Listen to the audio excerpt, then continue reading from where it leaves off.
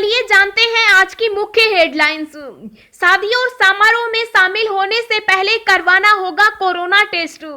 बिजली निगम का बड़ा फैसला, केवाईसी अपडेट न कराने पर नहीं मिलेगी बिजली सब्सिडी। वैक्सीन को लेकर आई अच्छी खबर, 30 करोड़ लोगों को मिलेगी फ्री वैक्सीन। कोरोना पर जारी हुई नई गाइडलाइन, इन इलाकों में 31 दिसंबर तक लगेगा लॉकडाउन। सरकार लाने वाली है गो हत्या प्रतिबंध कानून। कांग्रेस ने किया विरोध, जानिए क्यों।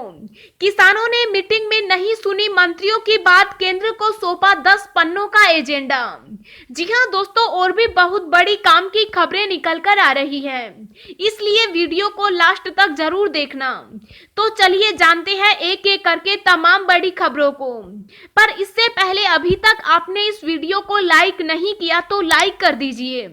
तो चलिए वीडियो शुरू करते हैं। शादी और समारोह में शामिल होने से पहले करवाना होगा कोरोना टेस्ट। जी हां, शादी और अन्य समारोह करवाने से पहले अब लोगों की संख्या की सूची के साथ उनके कोरोना टेस्ट करवाने होंगे। इसके बाद ही प्रशासन आयोजन की अनुमति देगा। समारोह में शामिल होने वाले लोगों की सूची आयोजन से एक सप्ताह पहले उपमंडल कार्यालय में अनुमति पत्र के साथ संलग्न करनी होगी। कोरोना संक्रमण के ज्यादा मामले आने के बाद प्रशासन ने यह निर्णय लिया है। खुशखबरी, जनवरी तक भारत में भी आ जाएगी कोरोना वैक्सीन, अंतिम चरण में ट्रायल। जी हां, कोरोना वैक्सीन को लेकर एक राहत भरी खबर सामने आई है। एम्स के निदेशक डॉक्टर रणदीप गुलेरिया ने बयान दिया है कि भारत में कोरोना वैक्सीन का ट्रायल अंतिम चरण में है। उम्मीद है कि इस महीने के अंत तक या अगले महीने की शुरुआत में हमें सफलता मिल सकती है। डॉक्टर गुलेरिया ने कहा कि उम्मीद है कोरोना की वैक्सीन जनवरी तक देश में भी आ जाएगी। हालांकि उन्होंने कहा कि इसके लिए भारतीय नियामक अधिकारियों से आपातकालीन इजाजत मिलनी चाहिए ताकि जनता को वैक्सीन देना शुरू किया जा सके। सीएससी रिपोर्ट, देश के 13 ब्रांड में से 11 के शहद शुद्धता जांच में फेल, मिला रहे शुगर सिरप। जी हां, कोरोना काल में इम्यूनिटी बढ़ाने पर सभी जोर दे रहे हैं। इसके लिए कई लोग शहद का भी इस्तेमाल करते हैं, लेकिन ये शहद फायदा पहुंचाने की बजाय आपके शरीर पर नकारात्मक प्रभाव भी डालता है, क्योंकि कई कंपनियां इसमें मिलावट कर रही है, जिसको लेकर centre for science and environment ने एक रिपोर्ट जारी की है। इस रिपोर्ट में पाया गया है कि 77% कंपनियों का शहद एकदम शुद्ध नहीं है, उसमें चीनी समेत कई चीजों की मिलावट की जा रही है।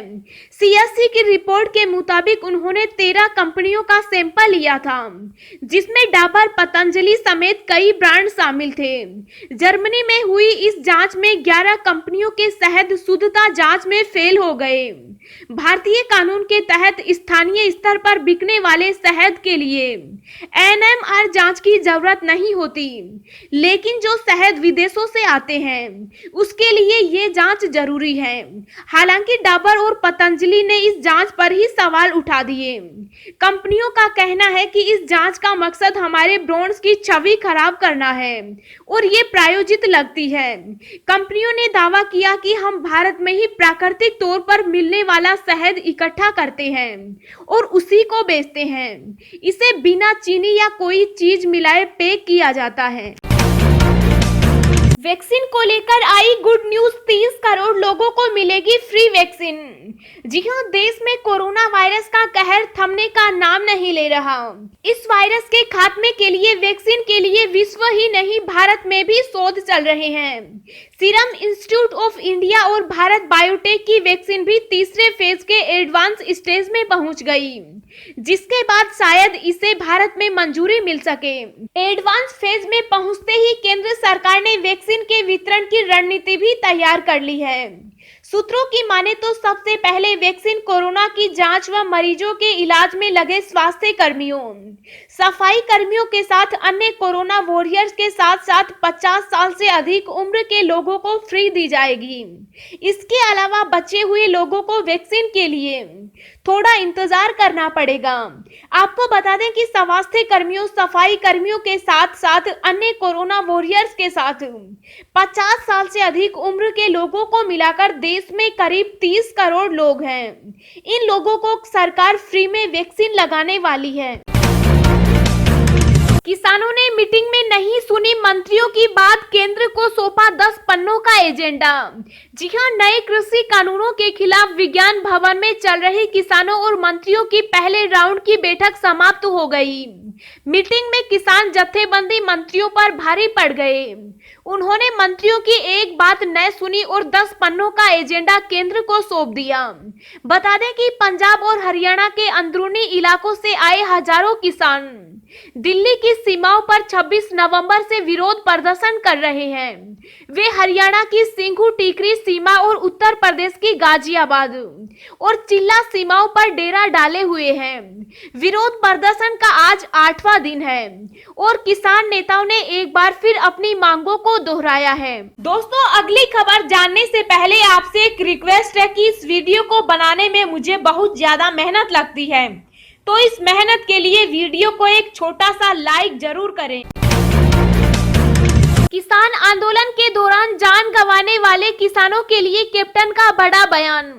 जी हां, दिल्ली में किसानों के आंदोलन के दौरान अपनी जान गंवाने वाले किसान गुरजंत सिंह और गुरबचन सिंह की मौत पर गहरा दुख व्यक्त करते हुए पंजाब के मुख्यमंत्री ने पीड़ित परिवारों को आर्थिक सहायता देने की घोषणा की। उन्होंने पीड़ित परिवारों को हर संभव मदद देने की घोषणा की। पंजाब के मुख्यमंत्री कैप्टन अमरिंदर सिंह ने गुरुवार को 2 किसानों की मौत पर गहरा दुख व्यक्त किया, जिन्होंने काले कृषि कानूनों के खिलाफ चल रहे विरोध प्रदर्शनों में भाग लिया। मुख्यमंत्री ने किसानों के परिवारों को 5-5 लाख रुपए देने की घोषणा की। मुख्यमंत्री ने मृतक किसानों के परिवारों के प्रति सहानुभूति व्यक्त करते हुए ईश्वर से प्रार्थना की है। कोरोना पर जारी हुई नई गाइडलाइन, इन इलाकों में 31 दिसंबर तक लगेगा लॉकडाउन। जी हां, ऐसे व्यक्ति जो कोविड-19 पॉजिटिव पाए गए, उनके संपर्क में आने वाले सभी लोगों की सूची बनाई जाएगी, उनको क्वारंटाइन किया जाएगा। चिकित्सा विभाग हर दिन सभी पॉजिटिव केस की सूची नजदीकी थाने में जमा कराएगा। पुलिस पॉजिटिव मामलों की निगरानी राज कोविड इन्फो ऐप से करेगा। पॉजिटिव मरीज घर पर ही रहें, इसके लिए पुलिस समय समय पर घर का दौरा भी करेगी। वैक्सीन से कोई नहीं चूके, जापान, अमेरिका, चीन में लग रहा मुफ्त टीका। जी हां, कोरोना से बचाव के लिए टीकाकरण अभियान से पहले कई देश की सरकारों ने कड़े कदम उठाने शुरू कर दिए। सरकार चाहती है कि कोई भी नागरिक वैक्सीन लगने से छूट न जाए, ताकि महामारी को जड़ से खत्म किया जा सके। इसके लिए अभी से कई तरह की सख्तियां लागू करने की तैयारी शुरू हो गई। ब्रिटेन, रूस, ऑस्ट्रेलिया समेत कई देशों ने हर व्यक्ति को वैक्सीन लगाना सुनिश्चित करने के लिए नियम बनाए हैं। वहीं अमेरिका और जापान जैसे देशों में लोगों को वैक्सीन मुफ्त लगाने की तैयारी की जा रही है। ब्रिटेन की सरकार ने फाइजर की वैक्सीन के इस्तेमाल को मंजूरी दे दी है। संभवतः अगले सप्ताह से लोगों को टीका लगाने का काम शुरू होगा। किसानों के मुद्दे पर सियासत जारी, सपा और कांग्रेस ने बीजेपी पर साधा निशाना। जी हां, नए कृषि कानून के खिलाफ चल रहे किसानों के आंदोलन पर विपक्षी दलों ने सियासत शुरू कर दी। इस मुद्दे को लेकर समाजवादी पार्टी ने राष्ट्रीय अध्यक्ष अखिलेश यादव और कांग्रेस की प्रभारी प्रियंका गांधी वाड्रा से बीजेपी पर निशाना साधा। अखिलेश यादव ने ट्वीट कर कहा कि जब बेबस किसान की न सुनी जाती फरियाद हुकूमत की गरूर की वो हिला देते हैं बुनियाद। अखिलेश यादव ने कहा कि हम कृषि कानूनों के इस संघर्ष में अपने अन्नदाता भाइयों के लिए आटा, दाल, चावल की कमी नहीं होने देंगे। हम सपा के कार्यकर्ताओं और आम जनता से अपील करते हैं कि वो अन्नदाता की हर संभव मदद करें। डॉक्टरों से विशेष आग्रह है कि वो बुजुर्ग किसानों का ख्याल रखें। सरकार को किसानों की बात सुननी होगी। उधर कांग्रेस प्रभारी प्रियंका गांधी ने ट्वीट कर कहा कि बीजेपी सरकार के मंत्री और नेता किसानों को देशद्रोही बोल चुके हैं, आंदोलन के पीछे इंटरनेशनल साजिश बता चुके हैं। आंदोलन करने वाले किसान नहीं लगते बोल चुके हैं, लेकिन आज बातचीत में सरकार को किसानों की सुननी होगी। देश के इन दो राज्यों में कोरोना की दूसरी लहर हुई भयंकर, टेंशन में सरकार। जी हां, जुलाई के बाद से भारत में रोजाना आने वाले कोरोना के मामलों की संख्या कम होती जा रही है, लेकिन देश के दो राज्य अब चिंता का कारण बने हुए हैं। मध्य प्रदेश और राजस्थान ने इस सप्ताह संक्रमण में भारी वृद्धि दर्ज की है। गूगल के आंकड़ों के अनुसार दिवाली के उत्सव के 2 सप्ताह बाद यहां पर मामलों में तेजी देखी गई। दूसरी लहर पहले से मजबूत हो गई। पिछले 7 दिनों में सक्रिय कोरोना वायरस के मामलों में मध्य प्रदेश 24% और राजस्थान में 21% की वृद्धि हुई, जबकि गुजरात में यह संख्या 9% बढ़ गई। सक्रिय मामलों में सबसे अधिक छलांग महाराष्ट्र में दर्ज की गई थी। अधिकांश राज्यों में सितंबर के अंत से गिरावट दर्ज की गई। अब इस राज्य की सरकार लाने वाली है गो हत्या प्रतिबंध कानून। कांग्रेस ने किया विरोध, जानिए क्यों। जी हां, कर्नाटक सरकार जल्द ही राज्य में गो हत्या प्रतिबंध कानून ला सकती है। इसके लिए तैयारियां भी शुरू कर दी गई। बता दें कि कर्नाटक के पशुपालन मंत्री प्रभु चौहान यूपी और गुजरात का दौरा भी करने वाले हैं। चौहान यहां आकर इस कानून को लेकर विचार विमर्श करेंगे। हाल ही में चौहान ने कहा था कि वे जल्द ही गो हत्या पर लगाम लगाने के लिए गो हत्या विरोधी बिल लाएंगे। बदलते समय से चलने लगी ये ट्रेनें, समय से पहुंचे, रिजर्वेशन कराते समय ट्रेनों का शेड्यूल रखें ध्यान। जी हां, 1 दिसंबर से ट्रेनों के समय में किए गए बदलाव के बाद धीरे धीरे कई अन्य ट्रेनों के समय में भी बदलाव की घोषणा की जा रही है। इसके तहत रेलवे ने यात्रियों को आगाह किया है कि वह अपनी ट्रेनों के स्टेशनों पर पहुंचने के संशोधित समय के हिसाब से ही पहुंचे, जिससे कोरोना संक्रमण में बेवजह की समस्या से बच सकें। भारत पर हमला, अब तक की सबसे बड़ी साजिश, अमेरिका ने किया खुलासा। जी हां, भारत और चीन के सैनिकों के बीच लद्दाख में गलवान घाटी पर हुई हिंसक झड़प के बाद से दोनों देशों के बीच के रिश्ते तनावपूर्ण हो गए। एलएसी पर भी संघर्षपूर्ण स्थिति बन गई है। इस मामले में अमेरिका भारत के समर्थन में खुलकर खड़ा है।